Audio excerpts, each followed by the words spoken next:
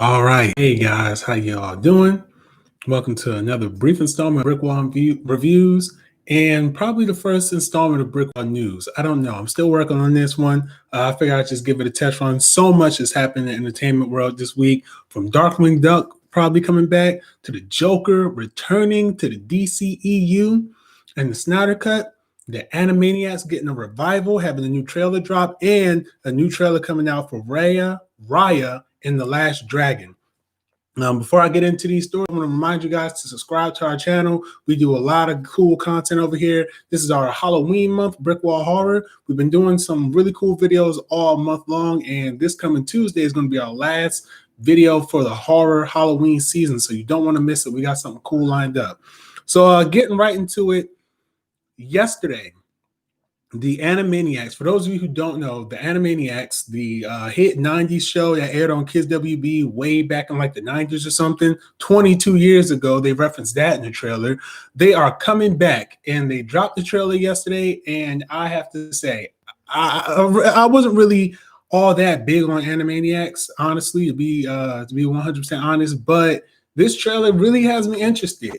It looks hilarious. It looks great. It has that self-referential, I don't know if I said that right, but it has that really meta tone to it. I laughed a lot at it, especially when they're saying how Hulu is going to make such money off of this, such great money off of this, how they're going to milk it for everything. I'm excited to see this. I want to know what you guys think. Go ahead and talk about it in the comments below. It airs November 20th on Hulu, 13 episodes. It's been greenlit for 2 seasons, actually. Something interesting I read about it, though, was that the original creator of the Animaniacs is not back to work on this project. They have practically everyone else working on it. Steven Spielberg producing the original voice cast, but for some reason, the original creator hasn't been brought back, and he's really upset about that. So I've been reading and digging into that a little bit. So, I mean, hopefully that doesn't come to a head, and hopefully the quality of the show is still as good as it was then and as it looks now from the trailer. And other news of things returning, Darkwing Duck. I did not watch this show as a kid growing up. It was a show from the 90s. Again, there's a lot of 90s stuff going on.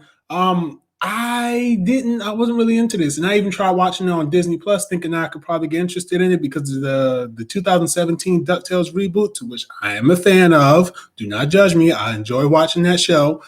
And what they've been doing, they've been sowing seeds for all these Disney Saturday morning, afternoon characters or whatever they were, with Chip and Dale and the Gummy Bear cartoon and Goof Troop and all that. I was really only that much of a fan of Goof Troop. I'm not gonna lie. So I'm kind of just waiting for them to announce a Goof Troop reboot. But in the meantime, we got this hour-long episode, really 44 minutes long, but an hour long because of commercials. This hour-long special of DuckTales that was based on Darkwing Duck. There's a really interesting mythology with Darkwing Duck inside of this new DuckTales reboot that is way too much for me to get into right now. Those episodes are available on Disney Plus, except for the 3rd season, but I think this happened in the 2nd season, so you should be able to see it. And this episode for a new Darkwing Duck series, it is available on YouTube for free from the official Disney XD YouTube page, so you guys don't have to worry about it being pirated. It's literally up there for free for anyone to watch. I think it's going to get a spin-off show. I think it's going to be great. I really enjoyed this episode. Like I said, I'm not really a Darkwing Duck fan, but I'm willing to be a fan. I even went back and watched some original Darkwing Duck episodes last night. Still wasn't really into it. Don't kill me for that, but I mean, it was funny, and I think that if they do a reboot of it, I think it's actually going to be pretty interesting. I'm really willing to watch it, so looking forward to seeing any news come out of a Darkwing Duck reboot. If you're excited for that, drop your excitement levels down in the comments below. If you were an original fan of Darkwing Duck, tell me what made the show so great, because I wasn't really that interested, like I said. I mean, it moves at the pace of a 90s cartoon. It just never caught my attention. So from there, since we're on returns again, I have gotten the most interesting return news I think I would ever get this entire rest of the year, honestly. So for those of you who don't know, Zack Snyder's Justice League. Well, first of all, the Justice League is getting this director's cut released on HBO Max next year.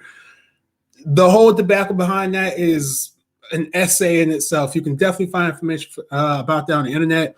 But what is really interesting is this is shaping up. You have all the cast coming back to refilm some things. You have Ben Affleck's Batman coming back, The Flash coming back, Gal Gadot's Wonder Woman, Aquaman, and they're all coming back filming some new stuff and adding some new stuff to really fulfill the vision of Zack Snyder's original version of the Justice League.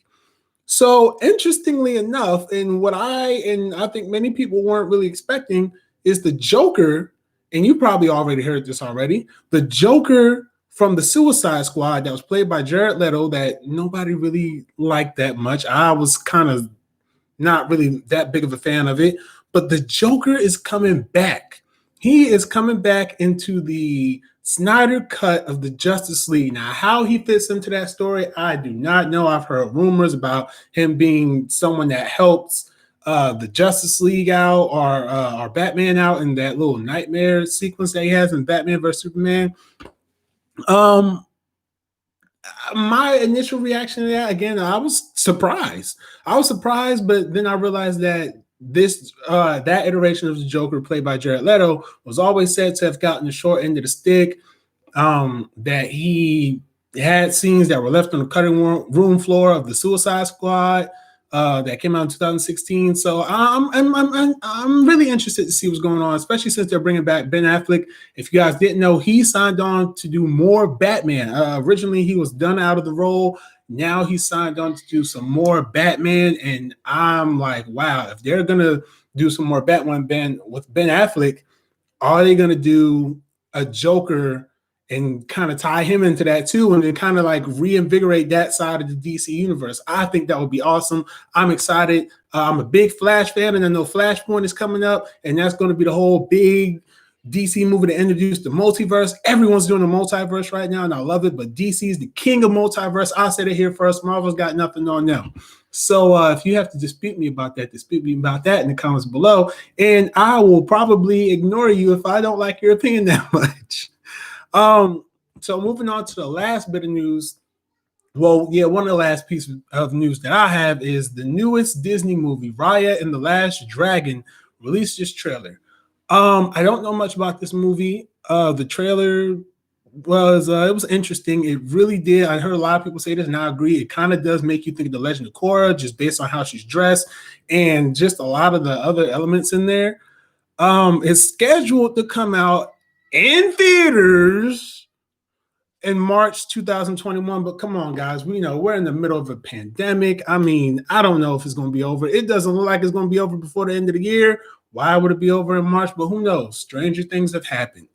Yeah, it's based in Asian culture. It stars Kelly Marie Tran, who was excuse me for saying this, but she was the token Asian character in the newest Star Wars movies. And it also has Awkwafina playing the voice of the dragon that we didn't really see in the trailer. Kind of saw like a silhouette at the end of the trailer, but don't really have much to go on about the dragon. We have more to go on about Raya. Again, I don't really know too much about this film, so I'm not really going to talk too much about it, but based on the trailer, it looks interesting. I heard a lot of people talk about the animation quality on it, and I kind of have to agree. I don't really think it looks the strongest of Disney's animation to date, but I mean, Disney always pulls through with a pretty good story. So I'm kind of willing to see it and kind of willing to see what this movie is and what it does for Disney, for the cultures that it's set out to represent. And yeah, that's all I have to say about that. So that is all the movie news I have for you guys today. That's all the entertainment news I have that I scraped up. I mean, there's a lot more stuff. Tom Holland's still out there filming Uncharted. An official image has been released of that. He looks pretty much just like Nathan Drake, just if Nathan Drake was Tom Holland. So, yeah, no, that's all I have for you guys today. Thank you all for tuning in. I'm hoping that I can maybe make this a regular segment. I am always out there looking for the latest bit of entertainment news. So, maybe you'll see this again. But until next time, remember to like and subscribe to our YouTube channel and tune in on this coming Tuesday for our finale to our BrickWall horror series. We're going to be doing a very cool movie to cap this off. To cap this off. Go watch our previous ones. We've done anime. We've done some really interesting horror movies from Netflix. And until next time, you guys stay safe. Continue to wear your mask. Continue to do what you have to do to further the death of this virus. And most importantly, if you're political, vote. If you want to see a change, vote. And just keep on keeping on. See ya. Peace out.